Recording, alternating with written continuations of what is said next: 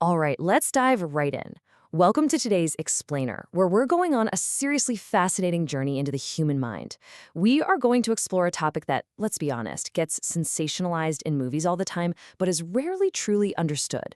We're talking about dissociative identity disorder, or DID. We'll trace the path from the everyday, relatable moments of a wandering mind straight through to the severe clinical reality of DID. And stick around, because toward the end, we're going to look at how cutting-edge artificial intelligence is actually offering some incredible new hope for healing. Let's get started.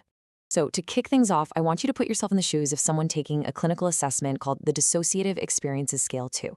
It asks things like, have you ever found yourself in a place with absolutely no idea how you got there?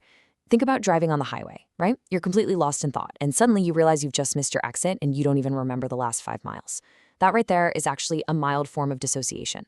It's a temporary experience of disconnection that most of us have had. And it really helps to realize that dissociation isn't just a clinical on-off switch. It's a spectrum, and it starts with very relatable, everyday experiences. But let's take it a step further down that same diagnostic scale. Have you ever looked in a mirror and literally not recognized yourself? Now, that pulls us much deeper into the spectrum. It's a profound question, and it really helps build immediate empathy for the intense disconnection that people in severe dissociative states experience. I mean, it's no longer just losing track of a drive, it's losing track of your own reflection, your own sense of being. Which brings us to Section 1, the spectrum of dissociation. Okay, so with that empathy in place, let's get a handle on the clinical vocabulary used to describe these extreme ends of the spectrum. There are basically 2 distinct ways profound dissociation manifests. First, we have depersonalization. This one is entirely internal. It's feeling completely detached from your own thoughts, your feelings, or even your physical body. People often describe it as an out-of-body experience, kind of like being a ghost in your own machine.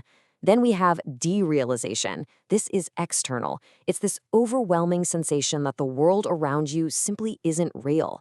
Everything might look foggy, distorted, or strangely far away, almost like you're watching a movie of your life instead of actually living it. Understanding that difference, feeling detached from your physical self versus feeling like the world is a fake simulation, that is absolutely crucial for grasping what individuals with dissociative disorders navigate every single day. Moving right along to Section 2, defining dissociative identity. Now that we have the proper vocabulary, we can safely strip away all those pop culture myths and ground our understanding in clinical reality. So, here's the core definition. DID, which, by the way, used to be known as multiple personality disorder, is a severe mental process that produces a profound lack of connection in a person's thoughts, memories, feelings, actions, or their core sense of identity. It's characterized by the presence of 2 or more totally separate identities, which clinicians call alters. And what's vital to take away from this is that these alters literally take turns controlling the individual's behavior. We aren't just talking about different moods here. Each alter can possess its own distinct personal history, unique character traits, likes, dislikes, and even a different perceived age or gender. It's the whole shebang. To really understand the internal reality for the patient, listen to how WebMD describes it. They note that some people with DID describe feeling like a passenger in their body rather than the driver. Just sit with that for a second. Imagine the sheer terror of having no choice in your own actions. You're dealing with severe amnesia, you're losing massive chunks of time, and you might suddenly find yourself in the middle of doing something, compelled by an alternate personality that your main host personality might not even know exists. You are quite literally just along for the ride. Let's look at why this happens in Section 3, trauma as a defense. To understand why the human mind would fragment itself to such an extreme degree, we have to neutrally look at a staggering statistic. 99%. Let that sink in. Up to 99% of people who develop dissociative disorders have recognized personal histories of recurring, overpowering, and often life-threatening trauma. And this usually happens during a highly sensitive developmental stage of childhood, typically before the age of 6. We're talking about extreme, repetitive physical, sexual, or emotional abuse, or severe neglect. The dissociation isn't a flaw, it's literally a survival mechanism. The child's mind shuts off from a situation that is simply too violent or painful for their conscious self to process. So how does the mind structurally organize this ultimate defense mechanism? Well, according to the structural dissociation theory highlighted in the MedCrave research, the mind basically splits the workload. You have the apparently normal part, or A&P. This part is dedicated strictly to daily functioning. It's going to school, following rules, just surviving the day. Then you have the emotional part, or EP. This part is fixated on the traumatic memories. It holds on to the overwhelming emotional pain so that the ANP doesn't have to. The mind fragments its sense of self to manage conflicting emotions and simply survive the unbearable. That brings us to Section 4, Diagnosis and Daily Reality.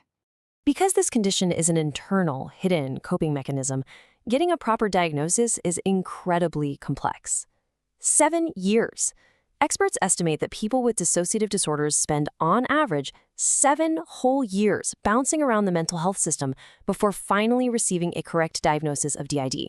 And why does it take so long? Well, patients usually seek help for symptoms that look like entirely different conditions. Many individuals with DID also suffer from severe depression, anxiety, or borderline personality disorder.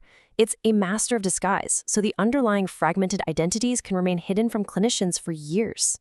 When a clinician finally does piece it together, they rely on specific DSM-5 criteria. And it's not just about having multiple identities. Notice the vital role of amnesia here. This means permanent, significant gaps in the recall of everyday events, important personal info, and traumatic events, way beyond ordinary forgetfulness. Also, there has to be clinically significant distress that impairs their ability to function. And here's a wild fact. While a patient might initially be diagnosed with 2 to 4 alters, an average of 13 to 15 personalities can actually become known over the course of long-term treatment. To bring these clinical criteria into the real world, let's look at an example mentioned in the WebMD source material. Former professional athlete Herschel Walker was actually diagnosed with DID in adulthood and wrote a book about his struggles. To cope with severe abuse and a profound feeling of disconnect from childhood, his mind developed distinct alters. He developed a tough, fearless personality that simply didn't feel loneliness, absorbing the anger he had to suppress. Other alters later emerged to help him function and eventually rise to national fame. It perfectly illustrates how these distinct personality states serve highly specific protective roles to help a person cope with impossible dilemmas. And finally, Section 5, AI and future treatments. So while there's currently no magic cure for DID, the landscape of treatment is really evolving. Historically, treatment has relied on intense, long-term psychological approaches. We're talking psychotherapy, CBT, DBT to help regulate intense emotions, and EMDR to process traumatic memories. The ultimate goal of all these therapies is to help fuse the separate personality traits into one consolidated personality that can safely manage triggers. These methods are absolutely the bedrock of care, but they require years of painstaking work, often navigating severe memory gaps and highly defensive alters. It's a long uphill battle. But check this out. This is where things get truly cutting edge. A recent case study published in the Journal of Psychology and Clinical Psychiatry by Medcrave highlights a groundbreaking new approach to managing a child's DID. And they did this by incorporating artificial intelligence into a modality called subconscious energy healing therapy, or SESHT. This represents a massive leap in how we might handle highly complex, highly fragmented psychological profiles in the future. Let's look at the specifics of the child in this case study. The clinical profile revealed 3 distinct identities. First, there was the survivor, an alter displaying hypervigilance and intense PTSD-like trauma responses. Second, a childlike version of herself. And third, an aggressive and abusive alter. What made this case even more complex was that the psychological trauma was tangled up with a medical history of cerebrospinal fluid complications early in life. This caused severe neurological brain fog and memory fragmentation. Treating a presentation this layered requires immense precision. And this brilliantly illustrates how artificial intelligence steps in to provide exactly that precision. First, AI uses natural language processing and facial recognition of micro-expressions to actually map out which alter is present at any given moment. It's literally reading the room, or, actually reading the face. Second, it guides personalized hypnotherapy, adjusting suggestions in real time based on how a specific alter is responding. The next steps involve continuous mood tracking and neurofeedback, monitoring brainwave activity to regulate emotional arousal. The AI actually learns from past sessions and constantly adjusts the therapeutic approach so that the patient stays engaged without being triggered into a distress response. It's incredibly dynamic. Of course, using AI with a highly vulnerable population, especially children with severe trauma, requires immense ethical oversight. Strict data privacy is totally non-negotiable. Plus, there's always a risk of the AI misinterpreting emotional cues, which could accidentally reinforce a distressing experience rather than heal it. That's exactly why the researchers emphasize that AI must remain an augmentative tool. It can never, ever replace the human therapist.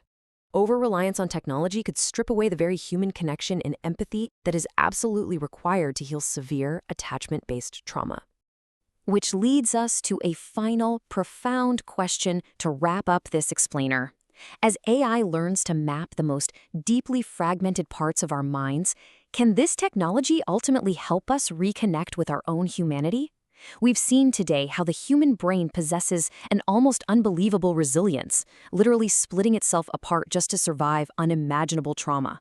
As we continue to develop these advanced AI tools to map and heal those fractures, we are left to wonder just how much the future of understanding our most human vulnerabilities lies in the promise of artificial intelligence.